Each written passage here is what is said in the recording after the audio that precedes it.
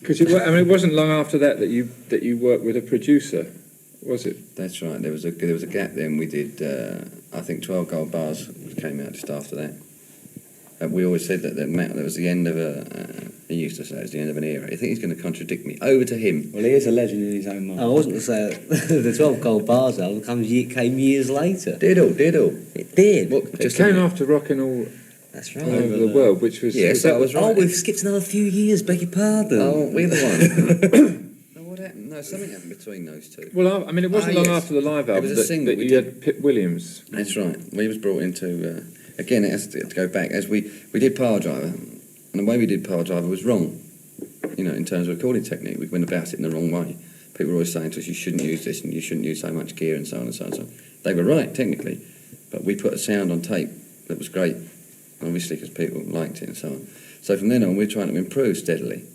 And then we get to the live album, and think, my God, we've really got to do something now. And that was the first time we actually did a single that was pre-arranged as a single. And went downhill. That was Wild Side of Life. It was the first one we chose and said we went into the studio and recorded as a single. That was with Roger Glover. And without him as well. Incidentally. And then, as what's name here said, you said, no, we got Pip Williams in to do it, and we went to Sweden, Gothenburg. Yeah, but there's shit this. There's another thing about no one's that. going to believe that snuff, are they?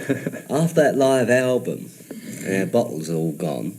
It was time for us to take a bit of a break. We've been working so constantly, gigging and making albums year in, year out. It became almost a routine, and we decided we'd lay back a little bit, not do as much. And I think there was an 8-month period before we made our next album, which was Rockin' All Over the World, wasn't it? With Pip, that's right. I think at that time we needed some fresh ideas, incorporated with our own ideas, of course, and that's why we got Pip in.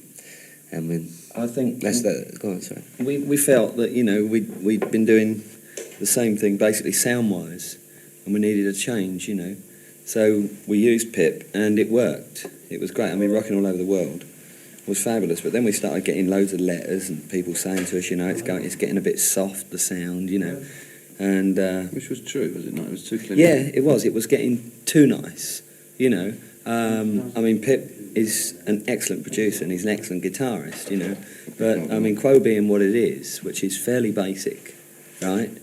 But Pip injected something in there which was just a little bit too classy, and so that era again came to an end. It had to come to an end with Pip. Because the other thing was that you actually you had 2 songs that came from outside, didn't you? Yeah. With the Wild Side of Life and... Yeah, well, as I said, Wild Side of Life was before that. We chose that as a single because there were a lot of people... a lot of people at the time were getting great acclaim for making really clever records, as I said, recording technique, which was part and parcel of us going with Pip and doing that album. And that album technically was correct, sound-wise it was correct. But for us, too clinical. So then we found a different studio for the next album, which would give us more overspill, it was more raw live sound, ambient sound. And that still wasn't enough. In the next studio, we tried even more. Overspill. Until we got to, I think, Proposing was close on what we should sound like. And we think, at the moment, that the new one is the ultimate, because it's the first album since Blue for You. Blue for You are on the level. It's the first album that we've recorded and mixed and finished the whole thing in one studio. I mean, the Rockin' All Over the World, Can't Stand the Heat, Whatever You Want, Just Supposing, and Never Too Late. We're all done in one studio and mixed in another, and so on, bits here and bits there.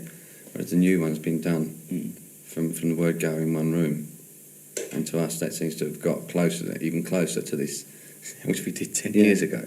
Which seems a bit odd that someone should be trying to do that. But we're trying to find a medium between, because it was obvious the early albums, sound-wise, were wrong, because you soloed Richard, you heard the rest of us. You soloed me, you heard the rest of it. You soloed the bass, you heard the rest of us. Whereas in theory, one is supposed to solo any instrument, it's supposed to be that instrument. And especially when it gets to drums, you get an awful din. So it's very difficult to try and get this midway between the... Which is why if we do a live album, we'll cheat and do it the way everybody else does it now. That phase that we went through with Pip Williams was still important for us. We had to go through that phase to find out where we were going, in fact. It was right time. And sometimes you have to get off your road, you go down the dusty track a little bit to find out the main road. You have to get on the main road, you know, and that was important for just finding out. But I mean, the other thing about that Rockin' All Over the World, it was like it was the nearest that QUO ever came to like a major, you know, a campaign. The whole thing packaged and wrapped. It was a very united tour. It really is. The whole thing, you know. I first heard the track going home on the radio one night, right, and I suggested that we did You it. went home in the car, didn't you? Yeah, did I say on the radio? Yeah. Oh, yeah. I first heard quick, wasn't it? in the radio on the car. Right. Yeah. And I suggested that we did it, and nobody was really too keen at first. So we went ahead and did the album, and then I said, you know, are we going to do this track, Rockin' All Over the World? So reluctantly we went in and did it, and it turned out it's still one of my favourites, you know. And the whole tour, the Rockin' All Over the World tour, for the first time, we came a little bit sort of glamorous, if you like, with status quo, you know, Rockin' All Over the World tour along the trucks and things, you know. And it was a fabulous tour, and we had some lovely ideas on that tour with the, you know, the world on the front tabs and things, and which every city we were in, we had the name of the city, Rockin' All Over Glasgow or Rockin' All Over London, you know. And we had the countdown. It was a fantastic tour, that was. A great tour. It's good, isn't It ain't going to be as good as this one, though. Oh, this boy's clever, you know. True, though. it? Yeah, go on. I think. You've got your mic just over the ashtray. Every time they flick a bit of ash, you get a...